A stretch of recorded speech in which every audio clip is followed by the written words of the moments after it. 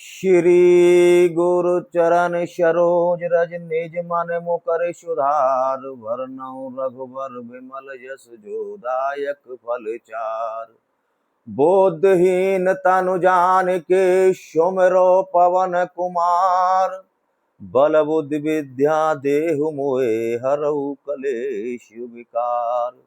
गजाननं भूत गणाधि सेवितं कपित जम्बो फलचार वक्षणं उमासुतं शोकविनाशकारकं नमामि विघ्नेश्वर पाद पंकजं।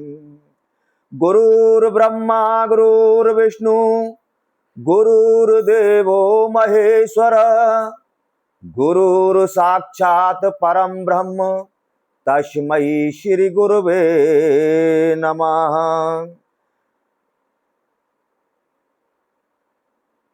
सर्वमंगल मांगल्ये शिवे सर्वार्थ साधके शरणे गौरी त्र्यंबके नारायणी नमस्तुते।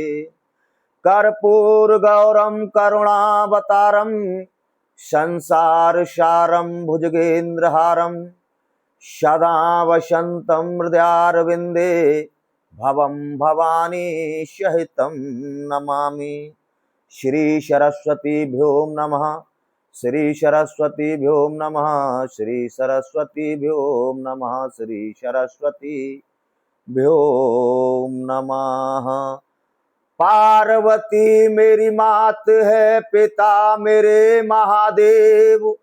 आप दोनों के श्री चरण कमलों में आपके इस बेटे का कोट कोट प्रणाम। यूट्यूब फेसबुक इंस्टाग्राम के माध्यम से सुनने वाले सभी मेरे भक्त प्रेमियों को हाथ जोड़कर इस सेवक का नमस्कार। नमः पार्वती पते हर हर महादेव। तो कल आपने श्री शिव महापुराण कथा में गणेश जी का जन्मोत्सव सुना था और आज सुनते हैं गणेश जी के विवाह का प्रसंग। बहुत ही सुंदर है। शिव महापुराण कथा कहती है और उसमें नारद जी कहते हैं कि हे तात यानी ब्रह्मा से आपने गणपति का जन्म और पराक्रम का चरित्र सुनाया। अब आप कृपा करके उनके आगे के चरित्रों का श्रवण कराइए। तब ब्रह्मा जी कहते हैं नारद से कि हे नारद, कैलाश पर शिव शिवा अपने दोनों पुत्रों के साथ आमोद प्रमोद में मग्न रहने लगे। एक दिन दोनों ने सोचा अब हमारे दोनों पुत्र विवाह के योग्य हो गए हैं, इनका शुभ विवाह किससे करें। माता पिता की ऐसी बातें सुनकर दोनों प्यारे पुत्र कहने लगे पहले मैं ही विवाह करूंगा। दूसरा बोला पहले विवाह मैं करूंगा। दोनों के दृढ़ निश्चय को देखकर शिव पार्वती ने कहा जो इस समस्त पृथ्वी की परिक्रमा करके आ जाएगा उसी का विवाह हम पहले कर देंगे। ऐसा निर्णय सुनकर के कार्तिकेय पृथ्वी की परिक्रमा करने चले गए। गणेश जी सोचने लगे मैं पृथ्वी की परिक्रमा कैसे कर पाऊंगा, मैं तो एक कोस भी नहीं चल सकता। गणेश जी ने शिव और पार्वती को एक आसन पर बैठाकर उनकी 7 परिक्रमा करके स्तुति करके पास में खड़े हो गए और शिव और शिवा कहने लगे तुम पुत्र गणेश तुम्हारा भाई परिक्रमा करने गया है, तुम भी परिक्रमा करके शीघ्र वापस आओ। गणेश जी कहने लगा मैंने तो एक नहीं पृथ्वी की 7 परिक्रमा कर ली। शिव पार्वती कहने लगे पुत्र तुमने परिक्रमा कब और कैसे कर ली, तुम तो कभी यहां से गए भी नहीं हो। गणेश बोले वेद शास्त्र और धर्म संचय का वचन है कि माता पिता की परिक्रमा भूमंडल की परिक्रमा के बराबर है।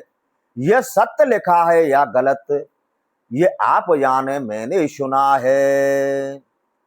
पितरौश्च पूजनं कृत्वा प्राकृतिं च करोति यः, तस्य वे पृथ्वीजन्यं फलं भवति निश्चितम्। जो माता पिता की पूजा कर उनकी परिक्रमा करता है, उसको पृथ्वी परिक्रमा करने का फल प्राप्त तुरंत ही हो जाता है। जो माता पिता को घर में छोड़कर तीर्थ करने जाता है, उसे पाप लगता है। पुत्र का सबसे बड़ा तीर्थ माता पिता की सेवा करना ही है। पुत्रश्च च महातीर्थ पित्रोश्च पाणकंजम अन्य तीर्थम तो दुरेवे गत्वा संप्राप्ते पुनः। गणेश जी कहने लगे, हे माता पिता सुनो, अपने माता पिता की सेवा ही सबसे बड़ा तीर्थ है। दूसरे तीर्थ तो घर से दूर जाने पर ही होते हैं, माता पिता तो निकट में ही तीर्थ हैं। पुत्र की स्त्री को भी उनकी सेवा करना फलदायक बताया गया है। हे माता पिता, मैंने आपको वेद शास्त्र का निर्णय बता दिया। आपकी जो इच्छा हो वह उसको मानिए, नहीं तो वेद शास्त्र असत्य होगा, आप भी असत्य हो जाओगे और वेद भी असत्य हो जाएंगे। हर बात तुम भूलो मगर माँ बाप को मत भूलना। उपकार जिनके लाखों, उपकार जिनके लाखों, इस बात को मत भूलना। हर बात तुम भूलो मगर माँ बाप को मत भूलना। धरती पर देवों को पूजा हो, धरती पर देवों को पूजा, भगवान को लाख मनाया है, तब तेरी सूरत पाई है। संसार में तुझको बुलाया है, हर बात को तुम भूलो मगर माँ बाप को मत भूलना। इन पावन लोगों के दिल को पत्थर बनकर मत तोड़ना। हो इन पावन लोगों के दिल को पत्थर बनकर मत तोड़ना। अपने ही पेट को काटा है, वो अपने ही पेट को काटा है और तेरी मांग सजाई है। अपना हर कौर खिला करके हो, अपना कौर खिला करके तब तेरी भूख मिटाई है।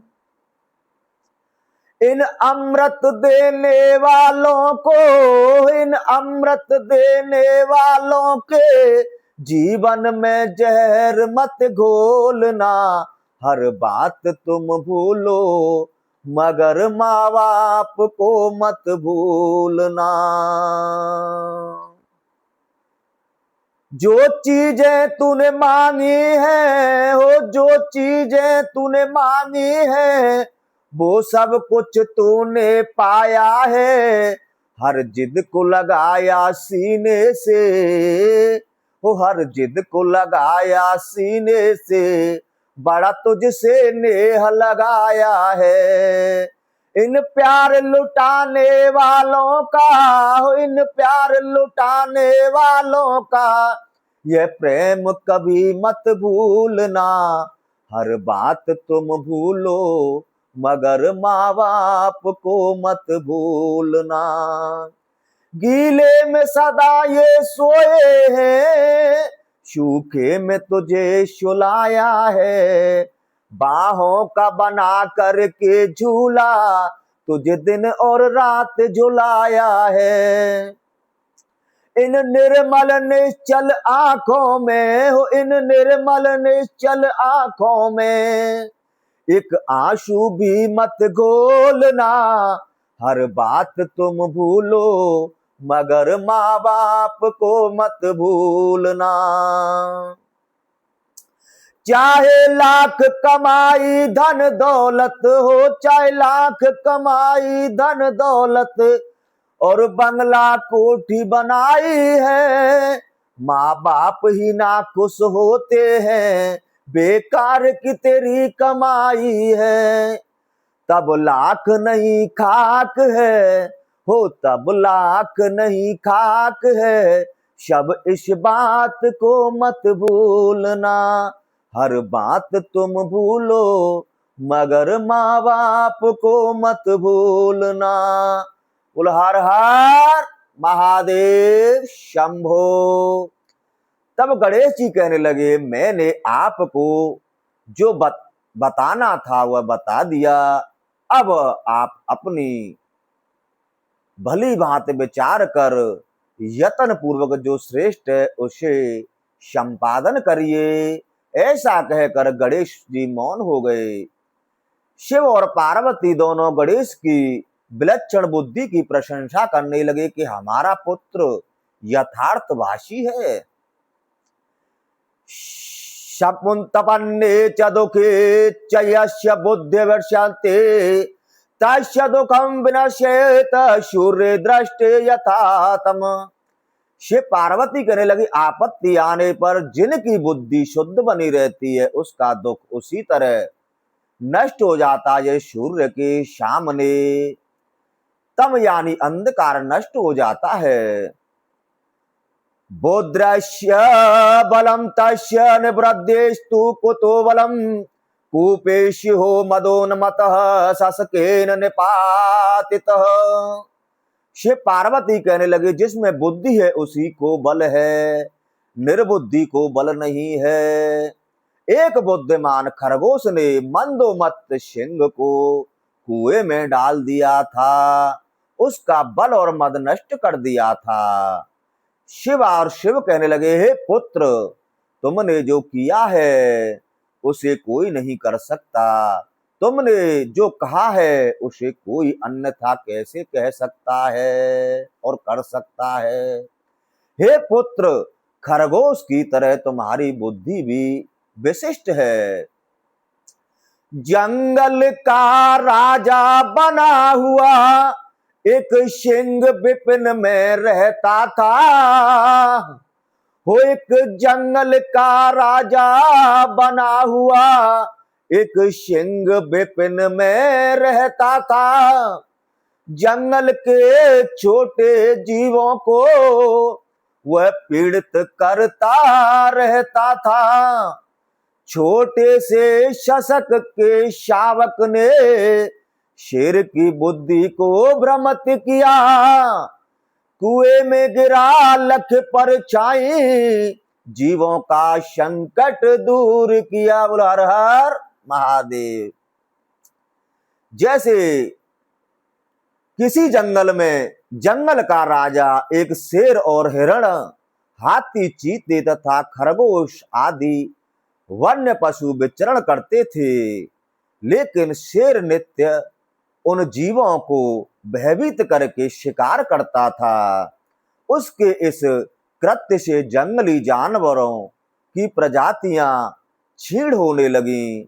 शेर से भयभीत होकर जंगल के जानवरों ने एक सभा का आयोजन किया और सर्वसम्मति से प्रतिदिन एक जंगली जानवर को ही शेर के भोजन को देने का प्रस्ताव पारित हो गया।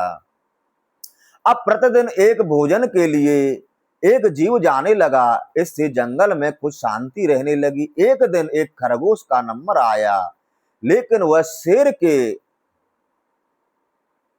पास 1 घंटे देर से आया। जब भूखे शेर ने खरगोश को डांटा तो खरगोश बोला, मुझे रास्ते में एक दूसरे शेर ने रोक लिया था। इसे सुनकर शेर बड़ा गुस्सा होकर खरगोश को साथ लेकर दूसरे शेर को खोजने चला गया।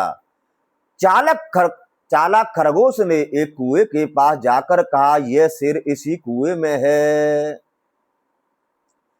शेर ने जैसे कुएं में देखा, उसे कुएं में अपनी ही परछाई दिखाई दी। तभी खरगोश ने अपने बुद्धि बल से शेर को का भय समाप्त कर जंगल के जीवों को आनंदित कर दिया।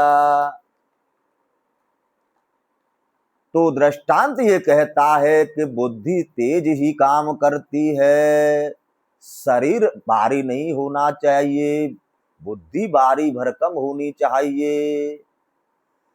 तब ब्रह्मा जी कहते हैं नारद से कि हे नारद, शिवा शिव का उद्योग विचार कर प्रजापति विश्वरूप की सिद्धि बुद्धि नाम की दो सुंदर कन्याओं का विवाह गणेश से कर दिया गया।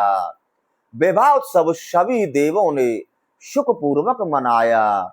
गणेश अपने मन में हर्षित होकर अपनी धर्म पत्नियों के साथ आनंद से रहने लगे। समानांतर में सिद्धि नाम की पत्नी से शुभ नाम का और बुद्धि नाम की पत्नी से लाभ नाम का पुत्र पैदा हुआ। इस प्रकार गणेश आनंद से रहने लगे। समानांतर से कार्तिकेय पृथ्वी की परिक्रमा करके लौट रहे थे। मार्ग में नारद जी कुमार से कहने लगे, हे कुमार, मैं यथार्थ कहता हूं, छल कपट से नहीं कहता हूं। शिव पार्वती ने तुमको तो पृथ्वी की परिक्रमा को भेज दिया था, इधर गणेश जी का शोभायमान विवाह करा दिया। ऐसा काम जो इन्होंने किया है, ऐसा इस लोक में कोई नहीं कर सकता है। हे कुमार, कार्तिकेय प्रजापति विश्वरूप की दो पुत्री सिद्धि और बुद्धि गणेश की दो सुंदर पत्नियां हैं। उन दोनों के शुभ लाभ दो पुत्र भी हो चुके हैं। हे पुत्र कुमार, छल से तुमको पृथ्वी की परिक्रमा करने भेज दिया था, उससे तुमको क्या मिला? उन्होंने जो किया है मेरी समझ में अच्छा नहीं किया। माता विष दे दे, पिता बेच दे और राजा सर्वस्व हरण कर ले, तो फिर न्याय की गुहार कहां लगाई जा सकती है? इंद्रू बरसे तुनु जरे, बार खेत कू खाए, राजा है चोरी करे, न्याय कौन घर जाए। इंद्रदेव के वर्षा करने पर यदि घास जलती हो और खेत की रक्षा को लगाई गई कांटों की वारी खेत को ही खाने लग जाए और राजा होकर वही चोरी करे, तो फिर न्याय को किसके पास जाया जाए? आप ही बताओ कार्तिकेय जी।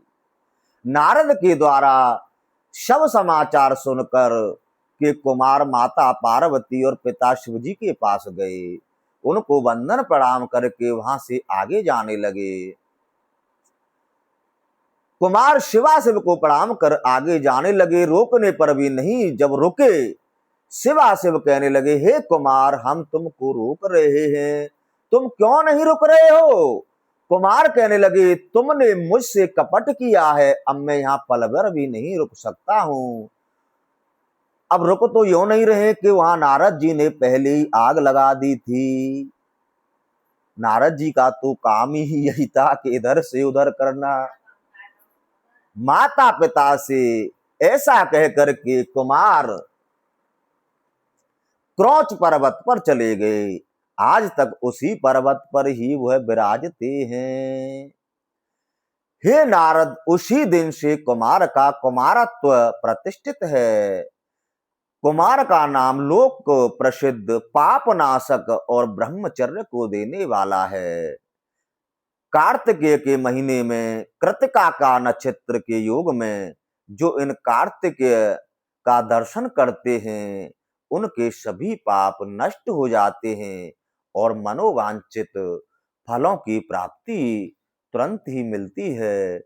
कुमार कार्तिकेय के वियोग में माता पार्वती शिवजी से कहने लगी, आप मेरे साथ क्रौच पर्वत पर कुमार के पास चलिए।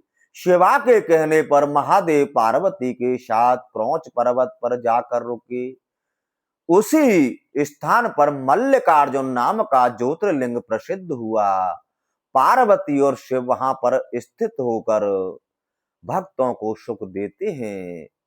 कार्तिकेय शिवलिंग को वहां पर आया जान वहां से भी आगे के लिए जाने लगे। देवता और मुनियों की प्रार्थना पर वहां से 3 योजन दूर यानी 12 कोस दूर जाकर रुके। अमावस्या के दिन शिव जी और पूर्णमासी के दिन माता पार्वती अपने कुमार के पास जाते हैं और हर पर्व पर अपने कुमार को देखने यहाँ आते हैं। जो प्राणी इस कथा को श्रद्धा से सुनते हैं उनकी सभी कामनाएं पूर्ण होती हैं। रोगी रोग से, भयभीत भय से, दुखी दुख से छूट जाता है। योद्धा विजय को प्राप्त करता है और प्राणी सुख शांति प्राप्त करता है। संसार में हर प्राणी को कोई न कोई इच्छा बनी ही रहती है। जैसे कुमार के मन में नारद जी ने यह कह करके गणेश का विवाह कर दिया, तुमको छल से पृथ्वी की परिक्रमा को भेज दिया। तो इसमें तृष्णा कही गई है। अरे मोए ठीक बताए दे सखी, मिटेगी तृष्णा काहे ते। अरे मोए ठीक बताए दे सखी, मिटेगी तृष्णा काहे ते। तृष्णा बहुत बुरी बीमारी, खाई दवा अनेकन सारी। कर कर जतन बहुत पचिहारी, मिट्टी नाय वेद बुलाए ते। अरे मोटी का बता दे सखी, मिटेगी तृष्णा काहे ते। देश देश में फिर आई, तो दिन दिन बड़ी सवाई। तीरथ बरत बहुत कर आई, मिट्टी नाय गंग नहाए ते। अरे मोटी का बता दे सखी, मिटेगी तृष्णा काहे ते। जब ते असद रोग की लागी, हो जब ते असद रोग की लागी, सतगुर मिले सोमती जागी। रटना राम नाम की लागी, हो रटना राम नाम की लागी। गुरु के तनक लगाए ते। जब संतन को लिया सहारा, तब तृष्णा कर गई किनारो। हो जब संतन को लियो सहारा, तब तृष्णा कर गई किनारो। मुक्तानंद विषय को भूल, मिटेगी हर गुण गाए ते। हो मुक्तानंद विषय को भूल, मिटेगी हर गुण गाए ते। हरी हरी मोटी का बता दे सखी, मिटेगी कृष्णा काहे ते। बोला हर हर महादेव। शिव शंभो।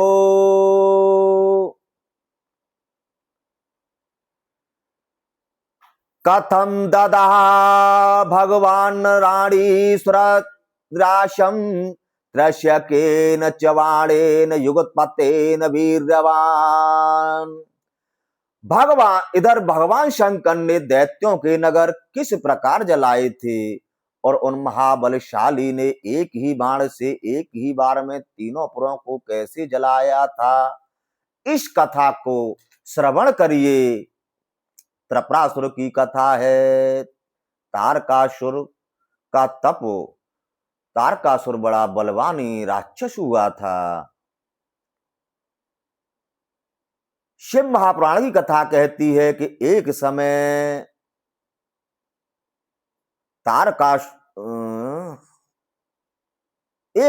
व्यास जी ने जो सनत कुमारों से यही प्रश्न पूछा था, जो उत्तर सनत कुमार जी ने व्यास जी को दिया था, वही मैं तुमसे कहता हूं। जब कार्तिकेय ने तारकासुर का वध कर दिया था, तब उसके 3 पुत्रों तारकाक्ष, विधुनमाली और कमलाक्ष, ये तीन बड़े बलवान पुत्र हुए। उन तीनों ने मेरु की गुफा में जाकर तप करना आरंभ कर दिया। ग्रीष्म ऋतु में अग्नि के बीच, वर्षा ऋतु में खुले में वर्षा सहकर, शरद ऋतु में नंगे बदन कपड़ा लपेट कर, शिशिर में पानी में खड़े होकर, 100 वर्ष तक एक पैर से भूमि पर खड़े होकर, और 1000 वर्ष केवल वायु हवा ही पीकर, और 1000 वर्ष तक पृथ्वी पर मस्तक टेक कर, और 100 वर्ष तक ऊपर को हाथ करके खड़े होकर बड़े कष्ट सहकर तपस्या करने लगे तीनों भाई। यानी कौन? तारकाक्ष, विधुनमाली और कमलाक्ष। उनके तप से प्रसन्न होकर ब्रह्मा जी कहने लगे, हे दैत्यो, तुमने महातप किया है, जिस उद्देश्य से तुमने तप किया है वरदान मांग लो। दैत्य बोले, यदि आप प्रसन्न हैं तो हमको प्राणियों में अभद्य कर दीजिए, हमको विघ्न, जरा और मृत्यु प्राप्त न हो। ब्रह्मा जी कहने लगे, हे दैत्यो, मैं अमृत नहीं दे सकता हूं। इधर तुलसी बाबा ने रामायण में बड़ी सुंदर चौपाई लिखी है। तप बल रचय प्रपंच विधाता, तप बल विष्णु सकल जगत त्राता, तप बल शंभु करय संहारा, तप बल शेष धरय महे भारा, तप बल बेप्रसदा बरियारा, तिनके कोपन को रखवारा। इधर बड़ा सुंदर श्लोक है। जातु हनश्यते नूनम जंतु को अप्सराः क्वचित, अजर श्रामरो लोकेन भविष्यति भूतले। इस संसार में कोई भी प्राणी जो जन्मा है वह मृत्यु को अवश्य प्राप्त होता है। लोक में कोई भी अजर अमर नहीं है। काल के गाल, कालों के काल भगवान शंकर और हरि के सिवाय कोई अमर नहीं है। अतः कोई दूसरा वरदान मांग लो। दैत्य सोच कर कहने लगे, हमारे लिए 3 ऐसे पुर बना दो जिनमें खाने पीने और युद्ध की सभी सामग्री भरी हो, उनको कोई देवता घर्षण न कर सके। तारकाक्ष बोला, मेरा पुर स्वर्ण का यानी सोने का, और कमलाक्ष बोला, मेरा पुर चांदी का, और विधुनमाली बोला, मेरा पुर लोहे का हो, जो देवताओं से अभेद हो। ऐसे पुरों का निर्माण करो। जब चंद्रमा पुष्य नक्षत्र में स्थित हो, अभिजित मुहूर्त हो, जब मध्याह्न में तीनों पुर एक स्थान में स्थित हो, नीले आकाश में पुष्करावर्त मेघ छाए हों, सहस्र सहस्र यानी हजारों हजारों वर्ष के उपरांत उन युद्ध सामग्री से भरे पुरों को कोई एक ही समय में नष्ट कर दे, तो नष्ट हो, वरना कभी नष्ट न हो। शिव जी हमारे पूज्य हैं, तो उनको हमको क्यों मारेंगे? ब्रह्मा जी कहने लगे, तो तुम्हारा अंत शिव जी के हाथों से ही होगा। वे तीनों तारकासुर के पुत्र तीनों पुरों को प्राप्त करके महाबली पराक्रमी महाभोगों के भोगने लगे। उन पुरों में कल्प वृक्ष, गजवाज, मणि मोती, माणिक, सुंदर झरोके, अनेक विमान, महलों के पर्वत के समान ऊंचे छज्जे, हर महल में शिव मंदिर, अग्निहोम, शास्त्रविद ब्राह्मण, तालाब, कुएं और मनमोहक उद्यानों से सजे हुए थे। अनेक रथ, पालकियां तथा जग जगह क्रीड़ा स्थल बने हुए थे। उन पुरों में वो दैत्य आनंद के सुख भोग रहे थे। चारों ओर से युद्ध जीतने वाले ब्रह्मा और शिव के पूजन करने से वीर्यवान बने हुए सूर्य, इंद्र और मरुत के समान पराक्रमी देवताओं का मंथन करने वाले उन वीरों को उन पुरों के में सुख भोगते भोगते बहुत समय व्यतीत हो गया। जब वे दैत्य त्रिलोकी को नष्ट करने लगे, देवताओं संतों को मारने लगे। रामचरितमानस में वर्णन आया है कि इसी प्रकार ये तीनों दैत्य भी त्रिलोकी को पीड़ित करने लगे। जैसे जप जोग विरागा तब मख भागा, श्रवण सुनहि दस सीसा, आप न उठ धावे रहे न पावे, धर शबल घाले खीसा।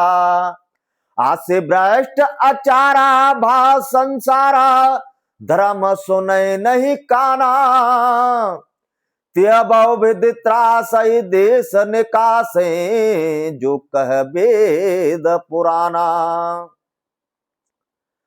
जब देवताओं द्वारा स्तुति की गई, यानी ब्रह्मा जी नारद से और सनत कुमार जी व्यास जी से कहते हैं कि हे पाराशर नंदन, दैत्यों से दग्ध इंद्र आदि देवता ब्रह्मा जी की शरण में जाकर अपना प्रताप दुख कहने लगे। हे विधाता, तारकासुर के तीनों पुत्रों ने देवताओं को अनेक प्रकार से पीड़ित किया है, आप उनके वध का कोई उपाय करके देवताओं को सुखी करिए।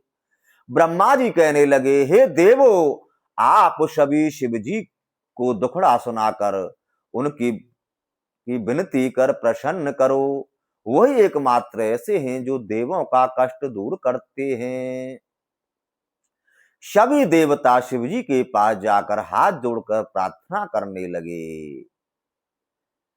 नमो हिरण्य गर्भाय सर्व सृष्टि विधायने, नमः स्तति कृते तुभ्यं विष्णवे प्रभ विष्णवे। देवता बोले, हे हिरण्यागर्भ, सृष्टि का विधान करने वाले देव को प्रणाम है। स्थित करने वाले सर्वव्यापक भगवान के प्रति नमस्कार है। हे पार्वती नाथ परमेश्वर, आपको नमस्कार है। नीलकंठ रुद्र रूप, आपको नमस्कार है। त्रिलोकी को आनंदित करने वाले आपको नमस्कार है। प्रद्युम्न अनिरुद्ध वासुदेव रूप, आपको नमस्कार है। हे गौ ब्राह्मणों के हितकारी, आपको नमस्कार है। सहस्रों यानी हजारों मूर्ति, हजारों अवयवों वाले देवों के देव, लोकों में सत्यलोक, नदियों में गंगा, सरोवरों में मानस सरोवर, वर्णों में श्वेत, पर्वतों में हिमालय, गायों में कामधेनु, समुद्रों में क्षीर सागर तथा धातुओं में स्वर्ण आप ही हैं, आपको नमस्कार है।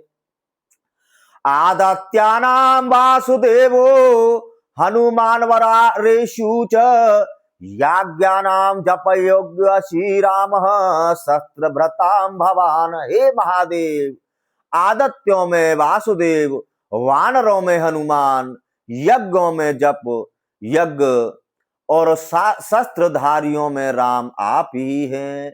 इस प्रकार देवताओं ने शंकर जी की आर्त भाव से यानी 43 श्लोकों में विनती की है। हे प्रभु, वो सभी देवों को त्रस्त करके यज्ञों का भाग स्वयं ही ग्रहण करते हैं।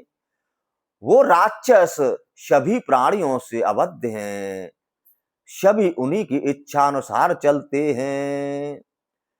हे पार्वती पति दीनन पति, जग के पालक कृपा करिए, तीनों असुरों से जगत दुखी, हे महादेव रक्षा करिए। हो वासुदेव तुम राम तुम ही, हो वासुदेव तुम राम तुम ही, शिव रुद्र तुम ही कहलाते हो, जग करता हो पालन करता, शारक देव कहलाते हो। बोल हर हर महादेव शंभो। देवताओं की कर्ण पुकार सुन करके शिवजी कहने लगे, त्रिपुराध्यक्ष इस समय पुण्यात्मा पुण्य में तत्पर है, और जहां पुण्य बरतता है, वहां कोई भी बुद्धिमान उनका वध नहीं कर सकता। हे देवो, तारक पुत्र इस समय मेरी भक्ति में तत्पर हैं, वो भक्ति में रत हैं, तब तक मैं उनको नहीं मार सकता हूं।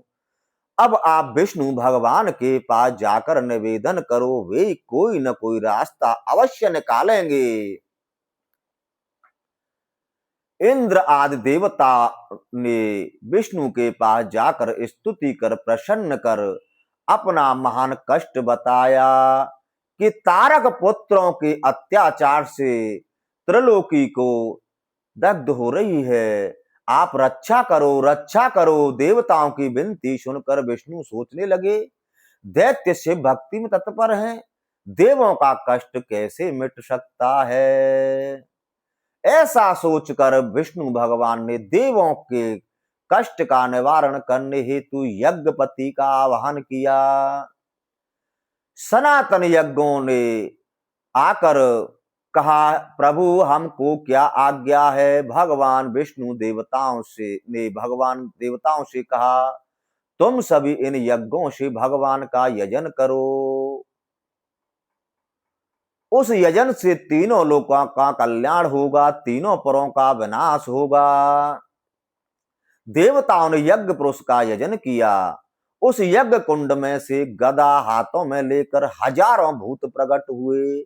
उनके हाथों में धनुष, दंड, चाप और बाण लगे थे। सभी विष्णु के आगे आकर कहने लगे, प्रभु हमको क्या आज्ञा है। भगवान ने कहा, आप सभी त्रिपुर को जलाकर विदीर्ण कर दो, फिर जहां चाहे चले जाना। वे सभी जैसे ही पुरों में घुसे, सभी जलकर भस्म हो गए और कुछ भाग गए।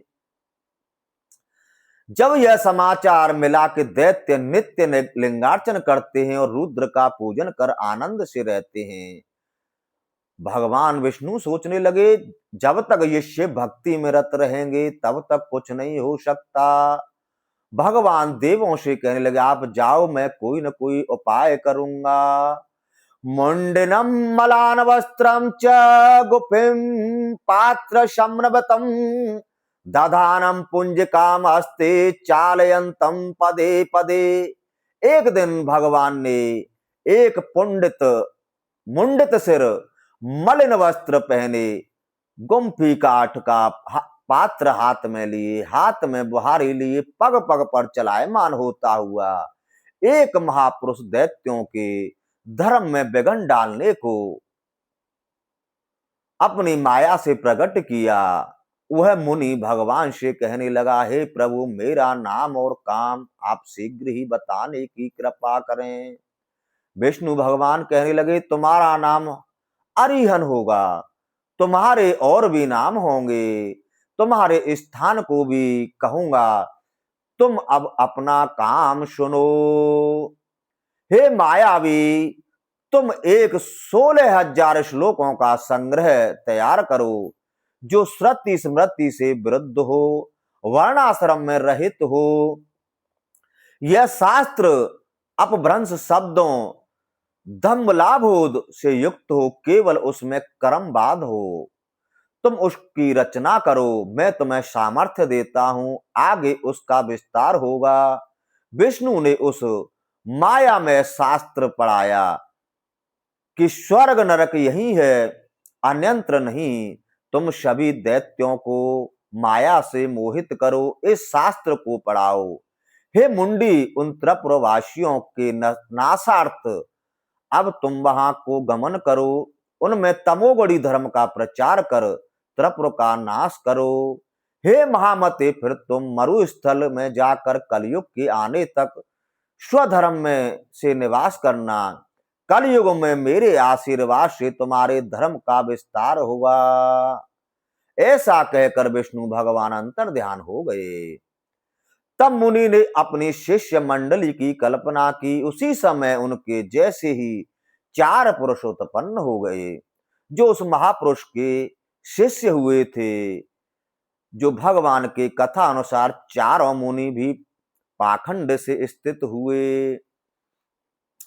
वे हाथ में पात्र लिए, नासिका पर वस्त्र लपेटे, मलिन वस्त्र व छोटे वस्त्रों से बनी बुआरी हाथ में लेकर जीव हिंसा के भय से धीरे धीरे चलने लगे।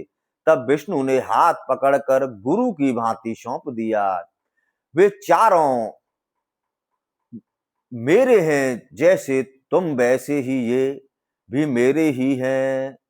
तुम्हारा और इन चारों का आगे चलकर नाम पूज्य होगा। आगे कलयुग में ऋषि, यति, कीर्य, उपाध्याय और अरिहन तुम्हारे नाम होंगे। तब अरिहन चारों शिष्यों को लेकर त्रिपुर में गया। वहां जाकर के माया वालों को भी माया से मोहित करने लगे, लेकिन कोई प्रभाव नहीं हुआ। फिर उसने विष्णु का चिंतन किया। विष्णु की प्रेरणा से नारद जी ने त्रिपुर में जाकर त्रिपुरपति से कहा, हे धर्मपरायण जी, आपके नगर में कोई यति आया है। हमने बहुत से धर्म देखे हैं, परंतु ऐसा धर्म कोई नहीं देखा। मैं उससे धर्म की दीक्षा लेकर आया हूं। आप भी उससे धर्म की दीक्षा लेकर धन्य हो जाओ। नारद जी की माया से दैत्य मोहित होकर यति के पास जाकर मोहित हो प्रणाम कहने लगे। हे ऋषि, मुझे दीक्षा दीजिए, मैं भी आपका शिष्य बनूंगा। संसार में बिना गुरु बनाए उद्धार नहीं हो सकता। जैसे रामचरितमानस में तुलसी बाबा ने लिखा है कि गुरु बिन भव निधि तरई न कोई, जो बिरंच शंकर सम होई। गुरु के बचन प्रतीत न जेहि, सपने सुगम न सुख सिद्ध तेहि। सदा गुरु वेद बचन विश्वासा, संयम यह न विषय के आशा। सनातन ऋषि कहने लगे, हे दैत्य सत्तम, यदि आप मेरी आज्ञा को सर्वथा धारण करेंगे तभी मैं आपको दीक्षा दूंगा। दैत्यपति ने कहा, हे मुनिवर, मैं सदैव आपकी आज्ञा का पालन करूंगा। आपको दीक्षा दूंगा। दैत्यपति ने कहा, मुनिवर, मैं सदैव आपकी आज्ञा का पालन करूंगा। यानी तदनंतर मुनि ने उसे दीक्षित किया। दैत्यपति के दीक्षित होते ही सारी प्रजा मुनि की अनुयायी हो गई। सभी मुनि की आज्ञा मानकर अपने को धन्य मानने लगे। ऋषि दैत्यराज से कहने लगे, हे राजन, हमारा धर्म सनातन है। ब्रह्मा, विष्णु और रुद्र ये तो देहधारियों के नाम हैं। अनादि तो अरिहन ही हैं। जैसे सभी देहधारी अपने शरीर को एक दिन त्याग देते हैं, उसी प्रकार ब्रह्मा, विष्णु, महादेव आदि भी समय पर लीन हो जाते हैं। हे राजन, जैसे प्यास से हम लीन होते हैं, दूसरे भी होते हैं। लाखों घोड़े हों, सवार एक पर ही होंगे। लाखों स्त्रियां हों, पर रति के समय तो एक ही भोगी जाती है। नींद आने पर पलंग या पृथ्वी में भेद नहीं लगता है। मनीषियों ने 4 दान बताए हैं।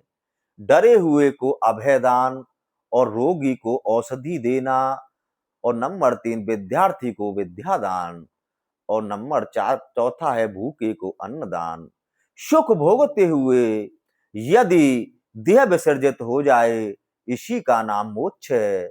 वृक्षों को काटकर पशुओं को मारकर रुधिर की कीच मचाकर अग्नि में भी घी तिल डालकर हवन करने से स्वर्ग की अभिलाषा करना विचित्र बात लगती है।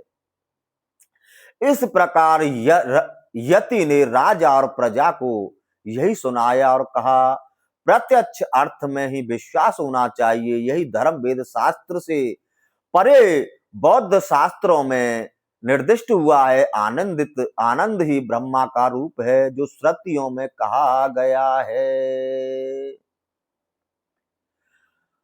आरिहन तीनों पुरों में वैद के पूजा का लोप किया। सब दैत्यों ने पूजा तज कर अरिहंत धर्म स्वीकार किया। बोल हर हर महादेव शंभो। हे राजन, जब तक शरीर स्वस्थ है और इंद्रियां निर्जल है नहीं है, जब तक वृद्धावस्था दूर है, तभी तक सुख का साधन करें। बुढ़ापे में इंद्रिय सुख कहाँ मिलेगा? मांगने वालों को देखकर जिसका मन दुखी नहीं होता, ऐसा प्राणी पृथ्वी पर भार है। यह शरीर कुत्ते कौए कीड़ों का भोजन है या अंत में भस्म होने वाला है। ब्रह्मा जी के मरीच आदि मानसिक सृष्टि है। मरीच के पुत्र कश्यप ने दक्ष की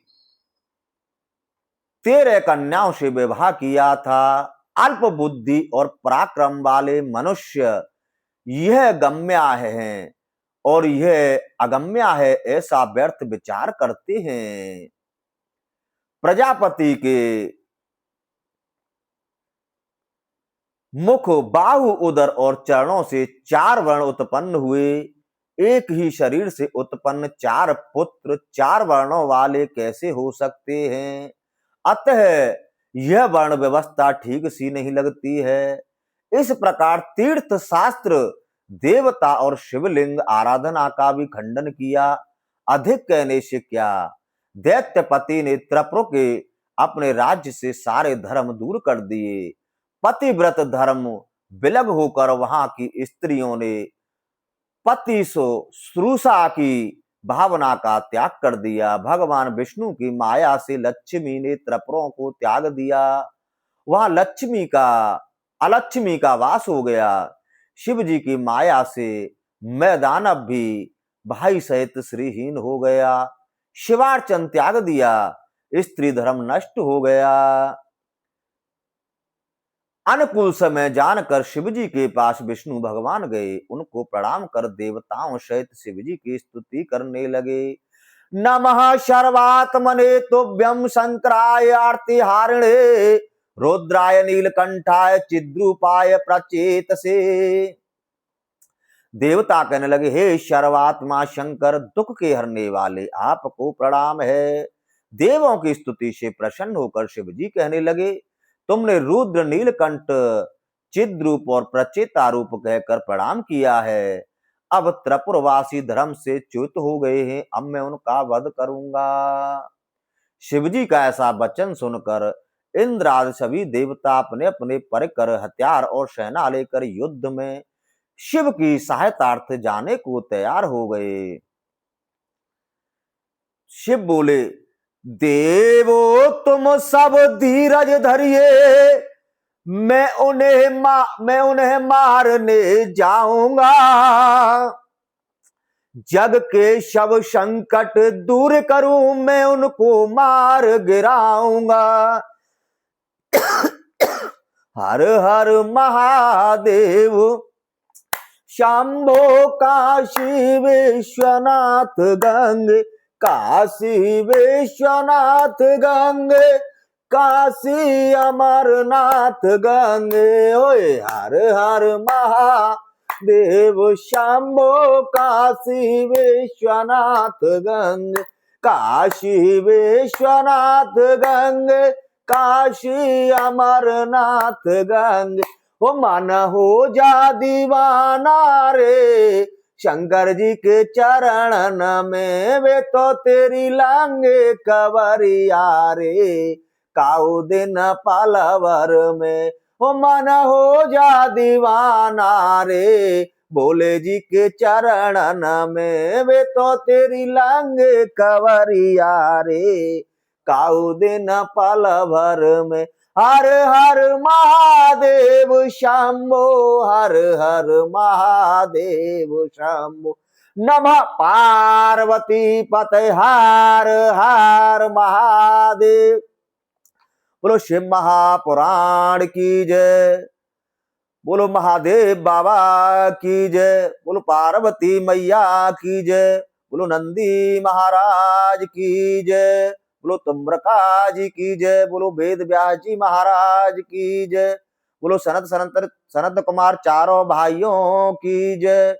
बोलो शौनक ऋषि की जय। बोलो सूत जी महाराज की जय। बोलो उपमन्यु जी की जय। बोलो संत सभी संत भक्तन की जय। पवन पावन कल्याणी गैया मैया की जय।